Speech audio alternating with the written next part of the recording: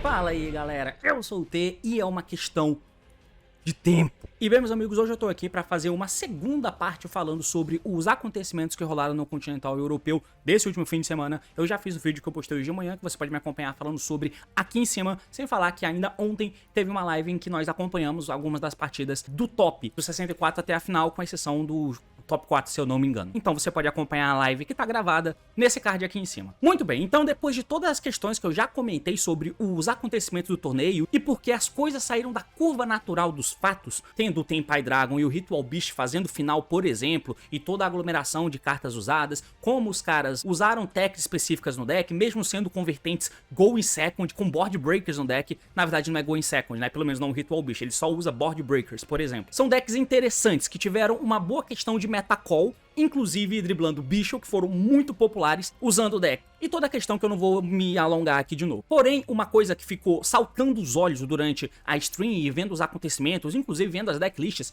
é o uso dessa carta aqui, a Ghost Sister. Pois é, oh meu Deus, que surpresa, a gente nunca viu essa carta sendo usada no jogo. Pois é, a gente já viu sim. Não sei se você se lembra, mas no começo do formato anterior do Snake Eye, teve dinâmicas muito parecidas com essa. Não só com a Ghost Sister, que era assim incorporada em diversas decklists assim que o formato do Snake Eye começou, mas também esse filho da puta aqui, ó, o Agave Dragon, também foi uma carta muito incorporada nos decks e a estratégia é muito parecida com esse de uso da Sister, por exemplo, e esse outro carinha aqui, o Scattershot, sendo usado como Spring, por exemplo, já que você faz Link 2 assim no deck de Snake Eye, por exemplo. Então é uma dinâmica que não é nova, cara. Isso aí aconteceu no formato anterior. Não foi exatamente no primeiro torneio, se não me falha a memória, ou talvez tenha sido no primeiro e no segundo. O ponto é, eu já tenho até um vídeo no canal falando sobre isso que você pode me acompanhar falando sobre aqui em cima, certo? Caso você queira relembrar um pouco o contexto da época. Agora, trazendo pro contexto atual. O que a gente pode imaginar? Por que isso aconteceu? E essa é uma tendência? A Ghost Sister agora é o novo Maxi? Afinal de contas, ela tem um efeito rápido, que a partir do momento da ativação e resolução do efeito dela, para cada Special Summon que o oponente fizer, você ganha vida igual o ataque do monstro. Imagina a quantidade de Special Summon que você tem que fazer durante o teu turno e imagina quanta vida o oponente vai ganhar.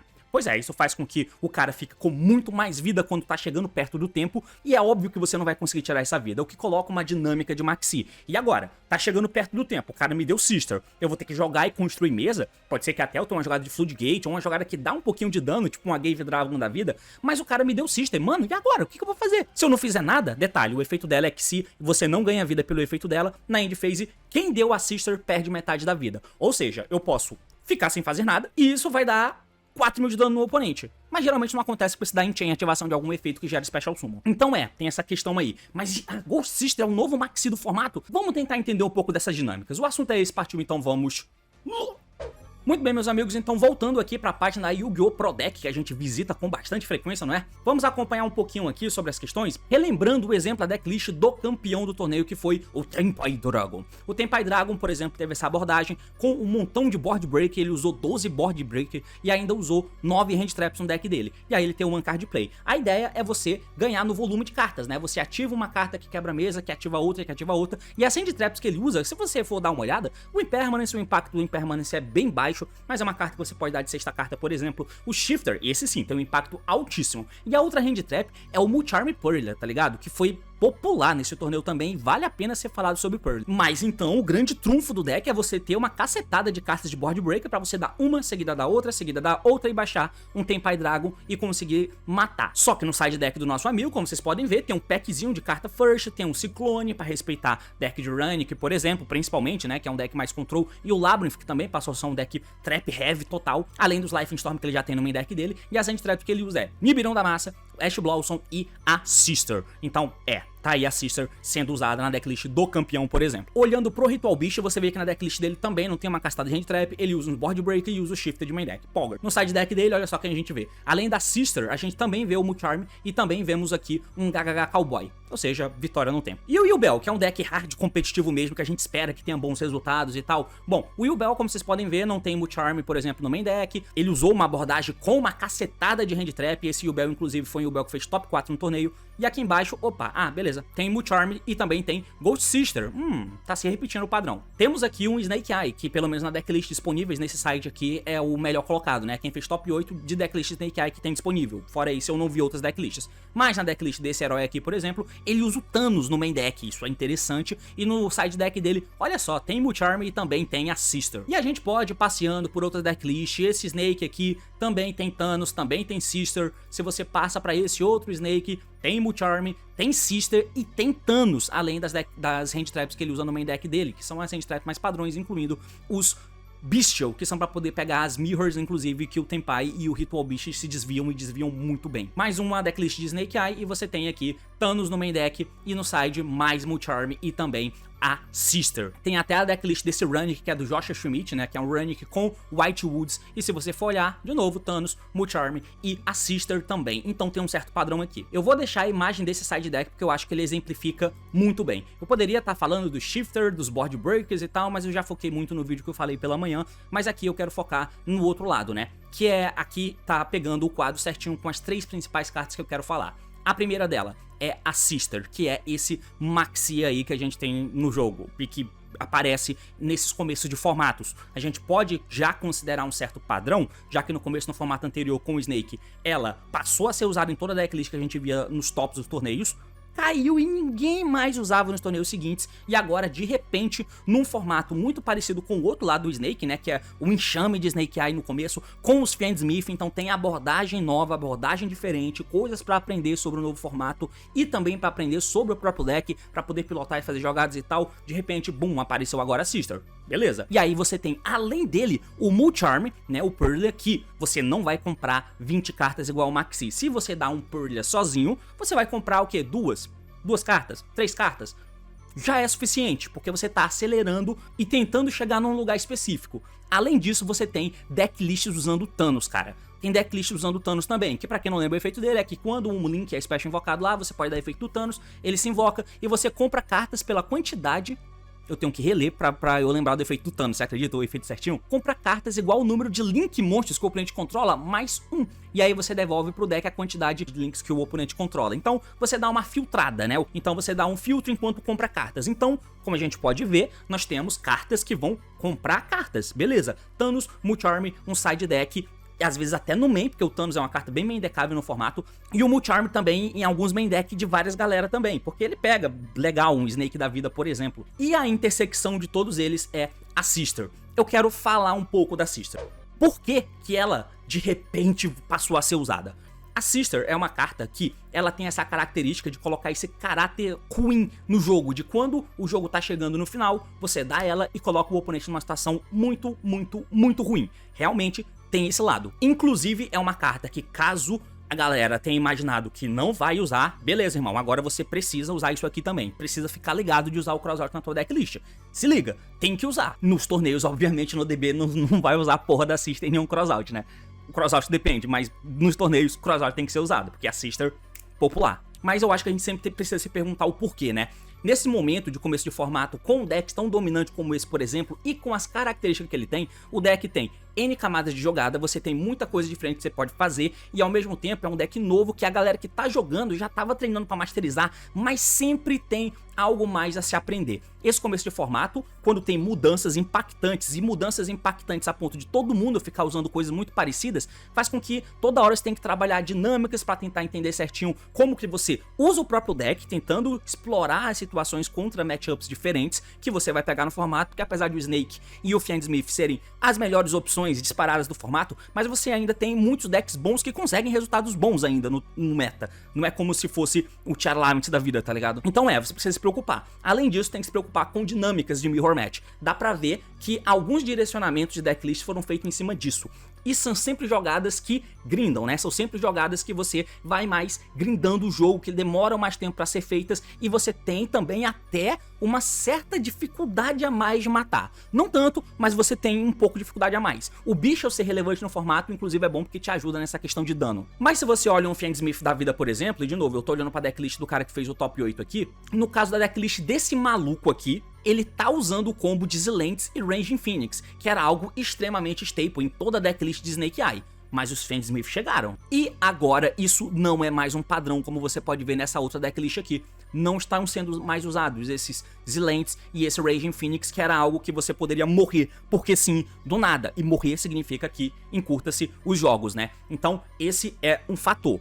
Outra coisa que é bem importante se frisar em começo de formato assim, é que mesmo os jogadores melhores e tal, eles estão treinados, estão treinados, mas quando eles vão jogar em um torneio desse, você vai enfrentar muito o Snake Eye Fandsmith e nem todo mundo tem o mesmo nível, tá? Então senta na mesa o Jesse Cotton e o T pra poder jogar uma Mirror de Fandsmith Snake Eye, por exemplo. Mano, se eu ganho no dado e eu vou começar a jogar, o Cotton sabe que eu não sou um jogador que topa toda hora, o Cotton sabe que eu sou até um jogador desconhecido, e eu começo a construir a minha jogada, sinceramente, não tem muito porquê ele não me esperar terminar de jogar.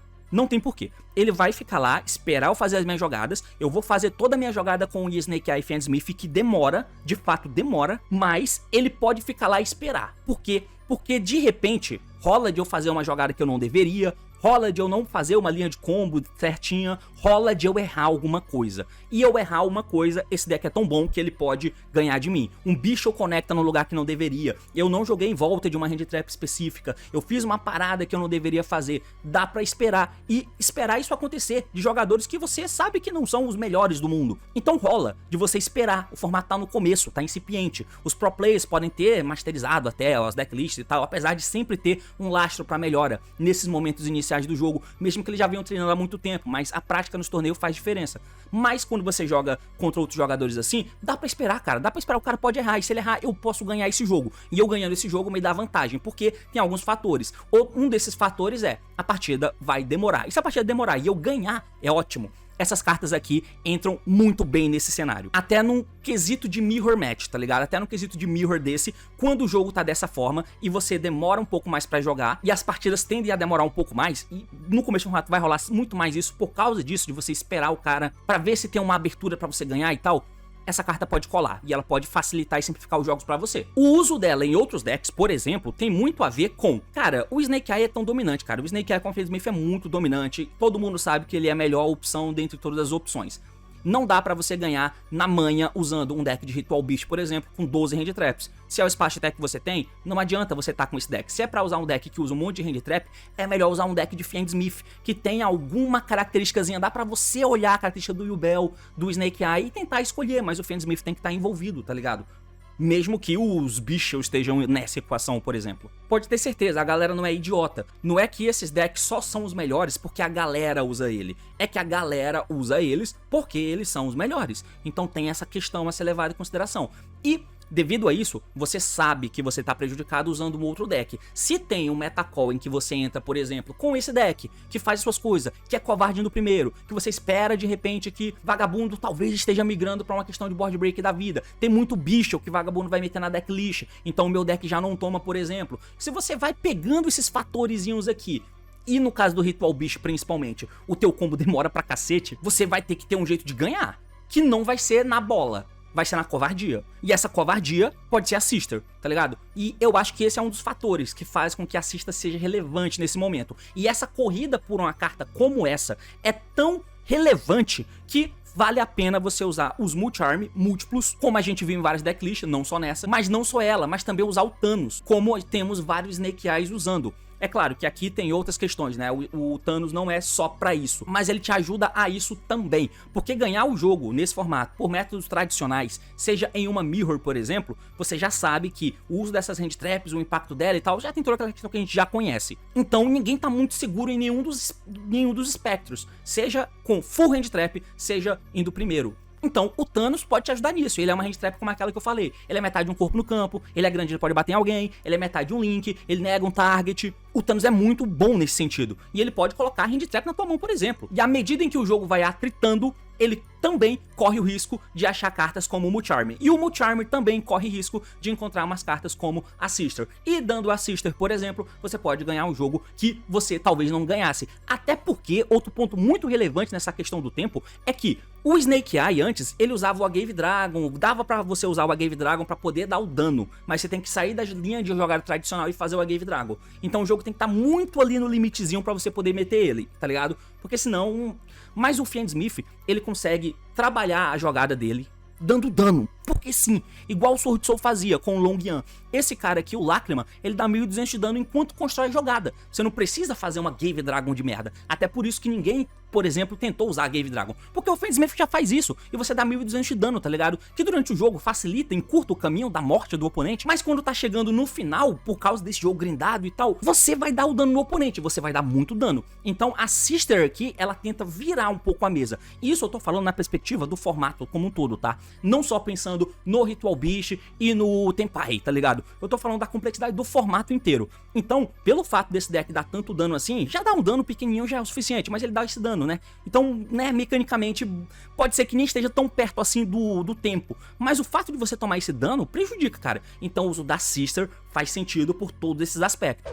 Como que a Sister deixou de ser usada no formato anterior, já que ela era popular no começo do formato? Bom, rapidamente o meta foi masterizado, né? O formato do Snake Eye com o Fire King, ele foi masterizado pela galera, muita informação divulgada, todo mundo tava sabendo das coisas. Então quando o formato dá uma estabelecida e não tem tantas coisas externas aqui que fazem mudar o jogo, você quase que iguala o nível das pessoas. É claro que os melhores jogadores ainda são os melhores jogadores, porém, tá ligado naquela questão de handicap que eu falo de vez em quando aqui sobre o jogo? O Yu-Gi-Oh! Te dá ferramentas, os decks já te dão ferramentas pra que você pegue as cartas da tua mão e ganhe de qualquer jogador, porque sim, quando você faz jogada, desde que você saiba o que você tá fazendo. À medida em que as informações são divulgadas e você tá inserido no mundo competitivo, cara, o nível tá próximo, tá? Então não precisa que o Cotton seja melhor do que eu. Ele não vai ter a chance de ser melhor do que eu. Se eu fizer a jogada certa, mesmo que ele me dê ali as duas hand traps, eu vou conseguir ganhar, entende? Então, à medida em que o formato vai se desenvolvendo, tem muito mais chance disso acontecer. E quando esse tipo de coisa acontece,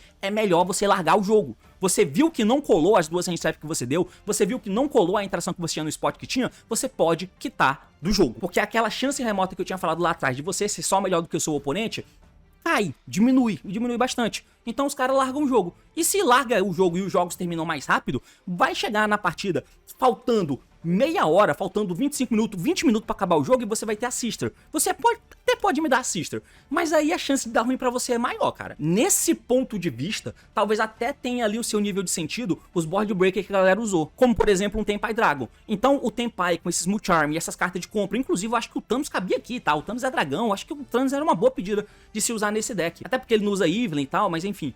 Mas aí você até aumenta a chance de você usar essa Sister faltando mais tempo pra acabar o jogo. Não precisa ser muito perto do tempo pra acabar, mas faltando 20 minutos, 25 minutos. A Sister foi comprada, você botou ela no teu side deck, dá ela, o cara vai tentar estabelecer a board grande, falta muito tempo pra acabar o jogo, mano, dá tempo de matar. Então, eu tenho uma cacetada de board breaker aqui, irmão. Beleza.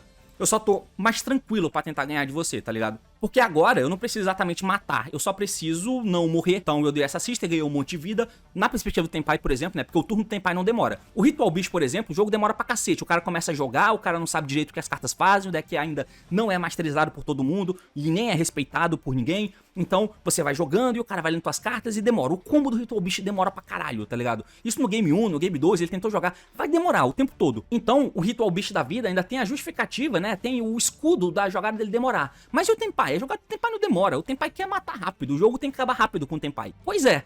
Então tem essa questão, que essa decklist, inclusive, incentiva, ajuda e incentiva, né? Quando você tem um Sister dado faltando muito tempo, ter esses múltiplos board breakers aqui pra você não deixar o cara continuar com a mesa estabilizada, pode te ajudar. Pode te ajudar bastante, porque agora não precisa que o cara... Não precisa nem que você mate ele necessariamente, com tanto tempo faltando, porque o Tenpai constrói jogada com uma carta. Precisa que você não deixe que ele te mate, porque você tem muito mais vida do que ele, e agora o relógio tá a teu favor, tá ligado? Então tem esse ponto que faz sentido com o uso dessas cartas nesse momento. Não é que simplesmente agora nós temos um novo Maxi, nós temos a Morne, que é um novo Maxi, que, ó meu Deus, ela não era usada antes. Por quê? Por que será? As coisas têm um motivo. Não é só porque sim, porque a galera de repente quis usar a Sister. Tem um motivo e ela já tinha sido usada no formato anterior e deixou de ser usada porque passou a ser uma merda. A partir do momento que esse formato começar a andar, a ser masterizado e tal, ela naturalmente vai deixar de ser a carta do jeito que ela é. Isso é o que eu vejo, é o que eu acho. Nesse momento, teve contextos que ajudaram. No Tenpai Dragon, com esses board breakers, por exemplo, se fosse o Tenpai com múltiplas hand traps, eu acho que já nem adiantava tanto no Tenpai se pá, tá ligado? Mas nos outros decks, mano, eles aceleraram tanta coisa, com Thanos, com o Purlia também, com a Sister e o deck de Fiendsmith dá dano com a engine, tem que lembrar disso. Uou, muita coisa, cara, muita coisa. Mas eu acho que é um tema interessante, tá? Não é tão simples quanto simplesmente o novo maxi da Sister e...